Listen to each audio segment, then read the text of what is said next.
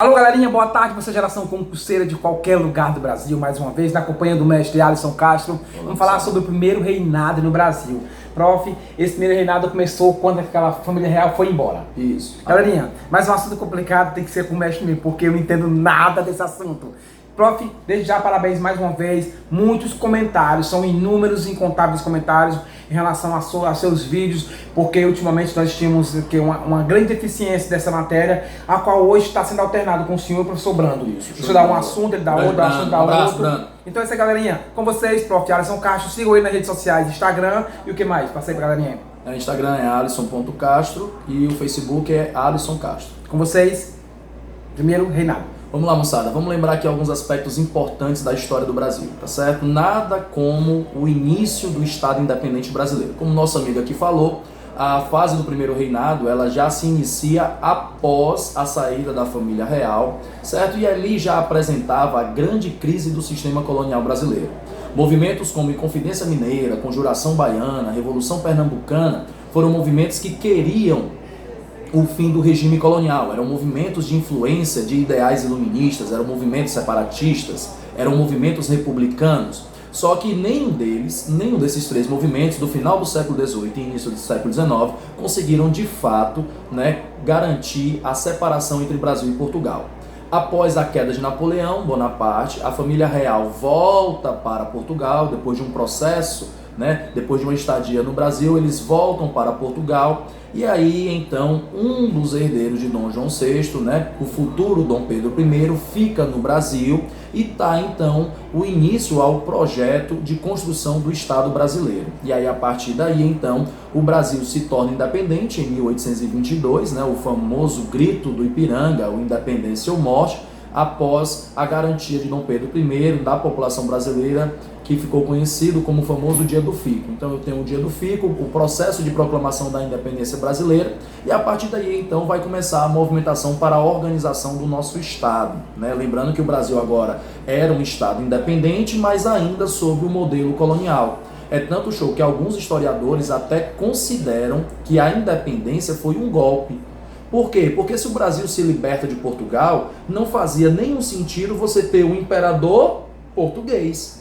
Em regra, era para ser um governante natural do Brasil, era para ser um governante brasileiro e não um rei português. Por isso que alguns historiadores, até o próprio professor Leandro Carnal lá da Unicamp, ele considera que a independência foi o primeiro grande golpe da história do nosso país. Então, a partir do primeiro reinado, vai surgir a necessidade de organização desse recém-criado Estado brasileiro. A monarquia foi a opção aderida para estruturar o Estado brasileiro pelo simples fato de toda a estrutura da monarquia já estar no Brasil.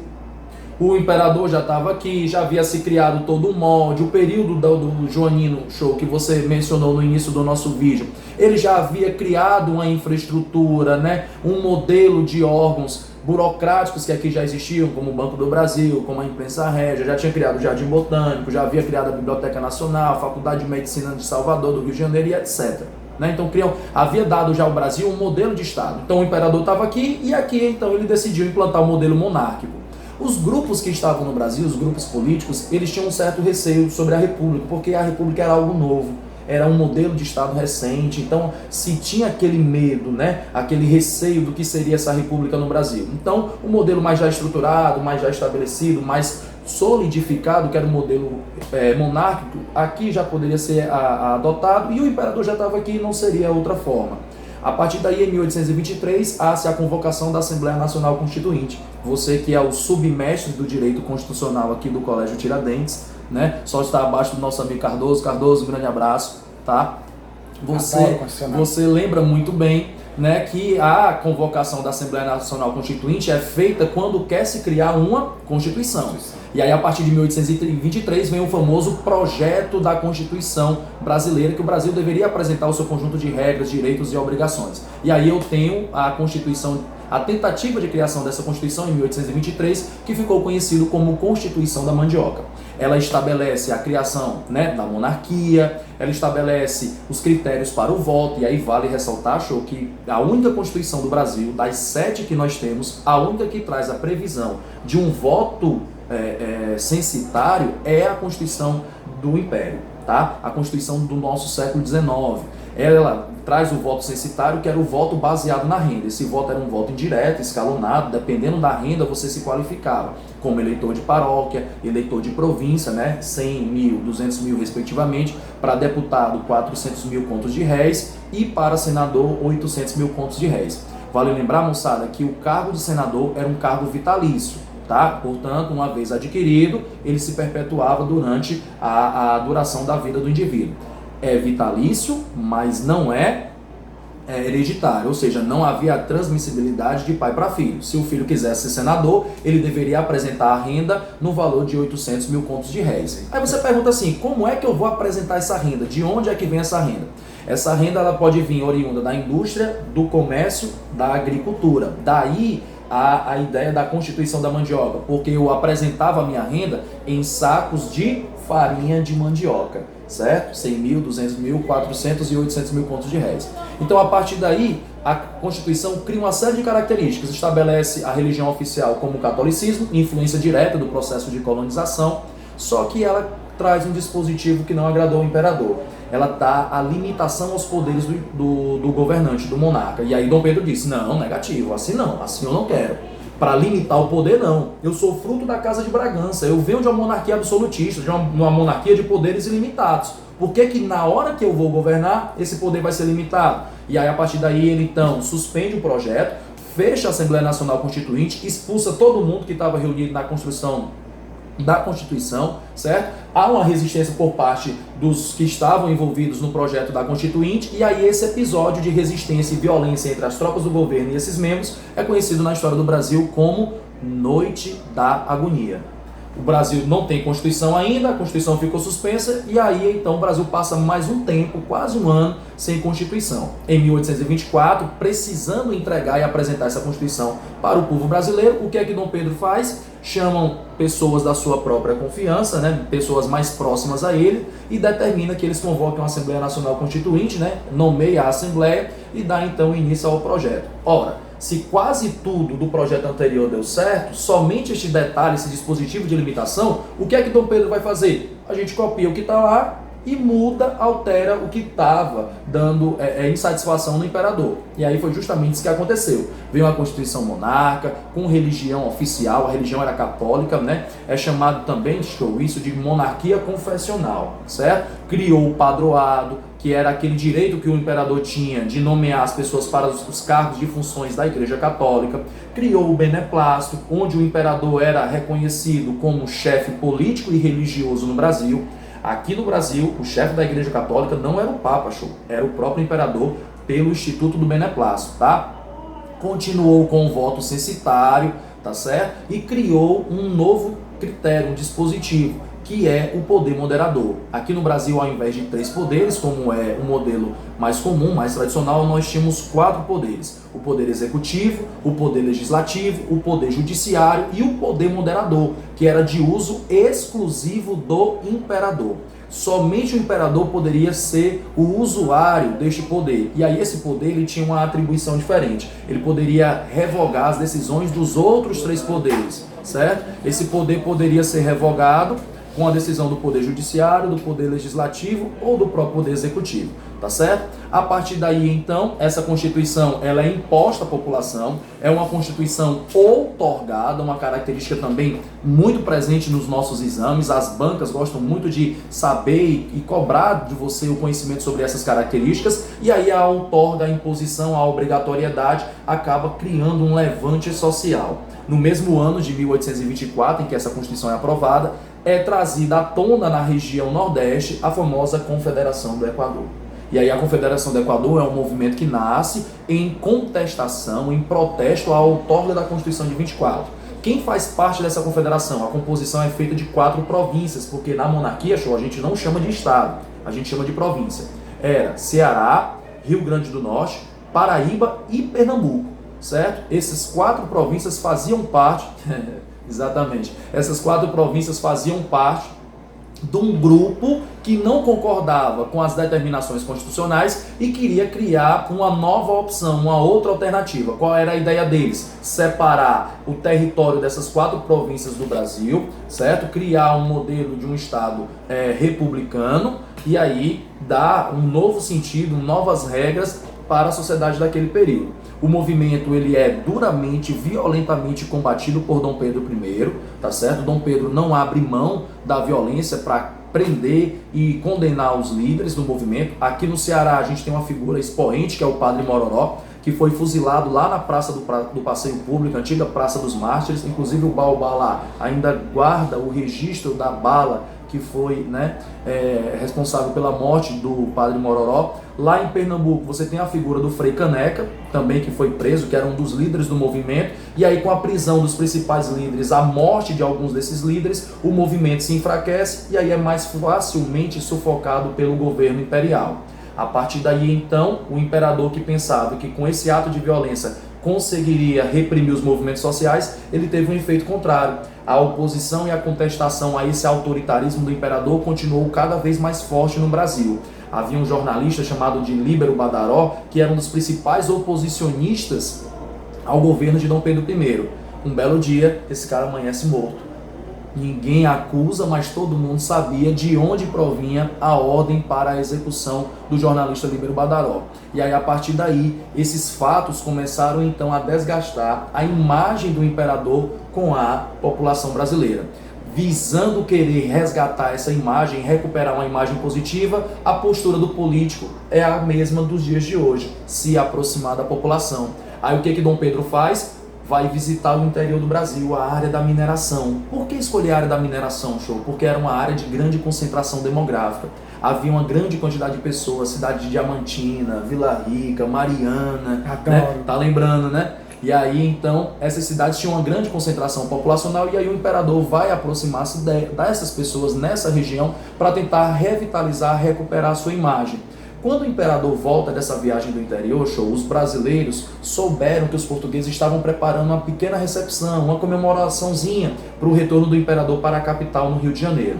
Imediatamente eles se dirigem ao local e começam então a discutir e a enfrentar os portugueses no retorno do imperador. Quando isso acontece, o clima fica acalorado, a galera fica inflamada e aí eles chegam de fato a se confrontarem. Esse confronto gera uma forte violência nessa noite de 1831, que é conhecida como a famosa Noite das Garrafadas. E aí esse episódio acaba também contribuindo para o declínio da imagem política de Dom Pedro I no Brasil. Não fosse isso, lá em Portugal tem-se a notícia da morte de Dom João. Morrendo o imperador de Portugal, abre-se a sucessão ao trono. E aí o ambiente no Brasil não estando tão favorável, não estando tão amistoso, tendo essa crise política e essa dificuldade de governança no Brasil, o que é que Dom Pedro I pensa? Vou sair daqui e vou para Portugal, então, herdar aquilo que a mim é de direito. E aí Dom Pedro, então, resolve abdicar do trono brasileiro, e aí ele vai, então, para Portugal, onde disputa com Dom Miguel a linha sucessória. Vence a disputa com o irmão e se torna Dom Pedro IV de Portugal. Mas, professor, quando um rei deixa de exercer o cargo da monarquia, ele é um cargo hereditário, ele é transmitido de pai para filho. Dom Pedro tinha filho aqui no Brasil? Tinha, certo? Dom Pedro tinha alguns herdeiros, só que tinha um problema. O herdeiro de Dom Pedro I era um jovem de apenas 4 para 5 anos de idade. E a Constituição de 1824 determinava que para assumir o trono ele deveria ter pelo menos 18 anos completos. E aí, então, para se tornar imperador do Brasil, ele precisava esperar o prazo de vigência para ter a idade completa exigida pela Constituição, dos 5 até os 18. E aí, professor, durante esse tempo, porque o imperador foi e agora é imperador de Portugal, ele não vai mais cuidar dos assuntos brasileiros, o Brasil é uma nação independente. A partir daí, quem é que vai ficar governando aqui no Brasil? Quem vai ficar governando é uma junta regencial. E essa junta regencial não foi escolhida por votação da população, não foi uma ideia que apareceu de imediato. Esta junta regencial, esse grupo regencial, esse trio de regentes, é disciplinado pela própria Constituição. A Constituição prevê que, quando o imperador não puder assumir, vai se ter então a criação da famosa fase regencial no Brasil. Então, com a criação dessa junta regencial, da escolha desses regentes, o Brasil vai passar a ser administrado por esse grupo de 3 regentes. É a fase do período regencial. Uma fase curta na nossa história, que dura de 31 até 1940, que vai passar por 3 períodos: regência trina provisória, regência trina permanente e a regência una, que é criada com a aprovação da lei do ato adicional de 1834. Mas aí, para a gente falar de período regencial, é um outro vídeo, porque esse agora a gente se concentra somente no período imperial. Tá, Amado Mestre, aproveitando aqui que o senhor estava falando um pouco sobre sua viagem no tempo aí, e eu estava lembrando um pouco sobre Alcântara, prof. Existe alguma situação ao qual esse dom aí ele tenha ido a Alcântara, no Maranhão? Não, né? Ele vai focar na região da mineração nesse momento da história do Brasil. Até porque naquela época, o núcleo de concentração era a chamada região Centro-Sul. Sabe por que eu perguntei, prof? Porque quando eu fui a Alcântara, eu fui a Alcântara 2 vezes. Aí, inclusive, lá tinha uma casa que ela serve até como foto, entendeu? Uma casa, essa seria a casa de um desses dom alguma coisa. Não sei qual seria o dom, se era Dom Pedro I, se era Dom João, dom alguma coisa tipo aí. Mas essa casa era bem interessante. Aquelas casas feitas daquelas pedras mesmo, aqueles mármoresão. Casa, assim, muito show. Tombada, né? O Centro Histórico de Maranhão é tombado pelo patrimônio histórico. Você já ouviu falar de Alcântara? Já. E aí é tombado pelo patrimônio histórico, assim como a região das cidades históricas de Minas Gerais, Ouro Preto, Mariana. É bem interessante, Tiradentes. Então, Amado Mestre, para poder finalizar, nossa próxima dica vai ser qual assunto, profzinho? Aí a gente dá continuidade na história do Brasil, né? A gente dá uma passada pelo período regencial, nessa fase de reta final aí para o concurso de conhecimento do ensino fundamental com conhecimentos gerais do Detran, dá uma passada também pelo segundo reinado e ingressa a fase republicana, tá? Sempre fazendo esse paralelo, sempre que for importante trazer para dentro também da história do Ceará, fazer esse link, né? Você nos permite abrir esse espaço para poder dar continuidade na revisão do seu conteúdo. Inclusive, prof, essa dica também, não só essa como outra dica também, serve para o pessoal também do pré-vestibular. Você sabe disso, né? A rapaziada já do pré que está com pré-vestibular aqui também. Isso, Tiradentes esse ano está com o dobro de turmas em relação ao ano passado. Aprovações lá em cima também. Curso de medicina, vários primeiros lugares aí na UFC. Saiu o resultado da UES também, a gente teve um excelente resultado na UES e a rapaziada do pré-vestibular, show, também está com tudo, viu? Concurso pré-vestibular, militares, galera das escolas militares, que Tiradentes é referência, certo? Na preparação para as escolas militares também, então a gente está com um rol muito variado para a gente poder utilizar essas dicas que estamos fazendo aqui no seu canal. Então, galerinha, é o seguinte, mais uma vez, obrigado a cada um de vocês que estão nos acompanhando.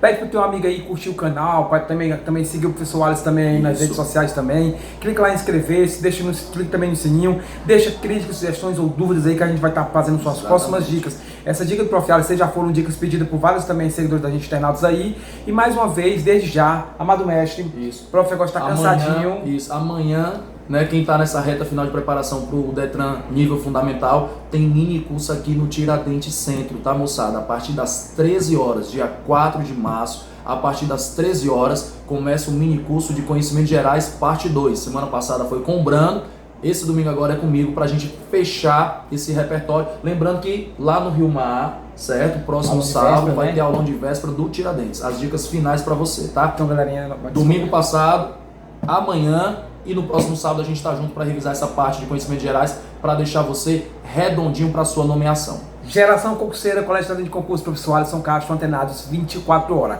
Prof, aquele abraço especial para toda a galera que nos acompanha da região do Cariri, ali que sempre acompanha Crato, Juazeiro, Babai, que é chamado Crajubá, né? Crajubá. A galera também que nos acompanha também de Pernambuco, Serra Talhada também tem Exu, também tem a galera também de Arco Verde, Pernambuco, a galera também de Caruaru, que nos acompanha, Exu, Olinda, Pernambuco, a galera de Paulista, toda a galera também me acompanha. Alô, Paraíba também, tem Brejo do Cruz, a galera do Rocha, Souza, também tem Monteiro, Campina Paraíba, tem Patos, Campina Grande, João Pessoa, a galera também me acompanha também de Mossoró, alô Mossoró, a galera de Açu, Pau dos Ferros, a galera também de Apodi, que nos acompanha, a galera de Natal também que nos acompanha, e também aqui nossos conterrâneos também em geral, também pertinho. Prof, quando eu falo assim, prof, sertão dos Inhamuns, eu nunca entendo o que é. São várias cidades que chamam Sertão dos Inhamuns, é isso, prof? É o modelo, né? O domínio morfoclimático na região, as características, então, né? Pronto. É a região localizada dentro do estado. Então, para finalizar, Sertão dos Inhamuns geral também, a galera também de Pedra Branca, Itauá, Iguatu, alguma cidade de prof, em especial também, Iracema, Irauçuba, a galera também de Tabuleiro do Norte, Número do Norte, a galera de Rússia que nos acompanham. Isso. Aí vem também aqui pro lado de cá, aqui, Eusébio, também vem Fortinha, Aquiraz, Cascavel, tem muitos alunos aqui também, Ibiraci também, de Cascavel também. Aí a galera tem pra finalizar aqui, aí também tem Fortinho, já falei, aí tem Beberibe, tem Morro Branco, tem Aracati, e a galera de Parajuí pra finalizar aqui, meu grande amigo estado, litoral leste, geral. Litoral oeste, Sertão Central, Sertão Brasil Sul. em peso. Tá certo. Alô, Curitiba geral. Também, meu amigo também. Olha, Yuri, foco no concurso Curitiba, a galera também de Santa Catarina acompanha. Tchau, beijo a todos vocês. Valeu, rapaziada. Canal Forte abraço, hein? Alô, galerinha, Facebook, Giliado Show, Giliado Ferreira, Giliado Vieira. E também tem minha fanpage do Facebook. Alô, galerinha. Tchau, valeu, beijo a todos vocês.